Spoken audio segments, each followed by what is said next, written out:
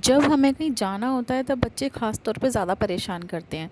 तो कुछ इसी तरह मेरी बेटी मुझे ऐसे परेशान कर रही थी सारे कपड़े फेंक फेंक कर। So hello everyone. Ring ceremony के नेक्स्ट डे हम लोग को जाना था भात देने के लिए। तो बुआ जी भी आ चुकी थी दोनों, तो वो भी हमारे साथ गई थी। भाई दोपहर में निकलने का बिल्कुल भी मन नहीं होता है, अब तो इतनी गर्मी और इतनी धूप हो गई है बाहर, और तैयार हो गए तो बिल्कुल भी नहीं। तो फिर भी लेकिन फंक्शन था तो हमें जाना था। हम वहाँ पहुँच गए और मेरी प्यारी सी परी रास्ते में सो गई थी और फिर वहाँ जाके उठ गई। और उसके बाद उसने खूब वहाँ पे मस्ती की। तो हम लोग यहाँ पहुँच गए थे और भात देने वालों का यहाँ वेलकम हो रहा था। तो हम भी इस लाइन में ही खड़े हुए थे क्योंकि हम भी उसी में थे। तो सारे रिचुअल स्टार्ट हुए और उसके बाद एक एक करके सबका वेलकम हुआ।